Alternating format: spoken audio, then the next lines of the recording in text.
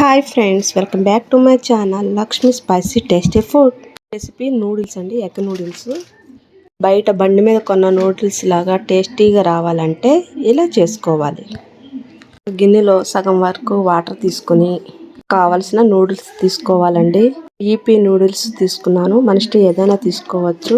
5 నిమిషాలు బాయిల్డ్ చేయాలి.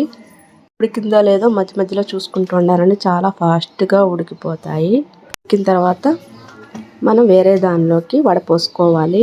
మొత్తం వడపోసుకున్న తర్వాత ఒక గ్లాస్తో చల్లని వాటర్ దీని మీద పోయాలి. అంటే అలా పోస్తే విడివిడిగా ఉంటాయండి.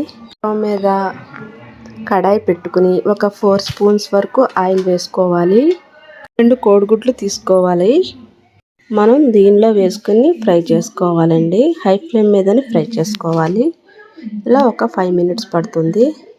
బాగా ఫ్రై అయిన తర్వాత ముందుగానే ఒక క్యారెట్, 4 పచ్చిమిరపకాయలు, కొంచెం కొత్తిమీర ముందుగానే రెడీ చేసుకోవాలండి. ఇలా సన్నగా కట్ చేసుకోవాలి. దీనిలో వేసుకొని ఒక 5 మినిట్స్ వరకు హై ఫ్లేమ్ మీద ఫ్రై చేసుకోవాలి.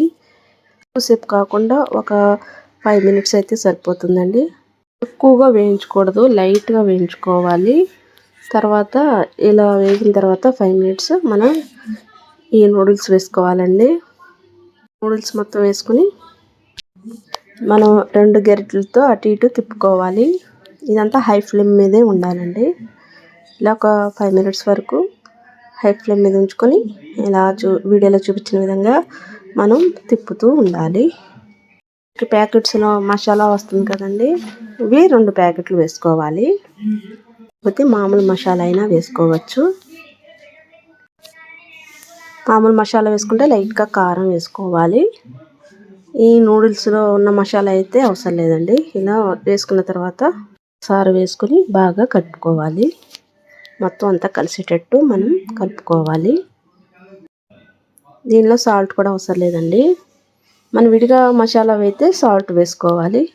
తర్వాత వేరే ప్లేట్లో సర్వ్ చేసుకోవాలి. చాలా టేస్టీగా ఉంటుందండి. సేమ్ బయట కొన్న నూడిల్స్లా వస్తాయి. ఇలా ట్రై చేయండి.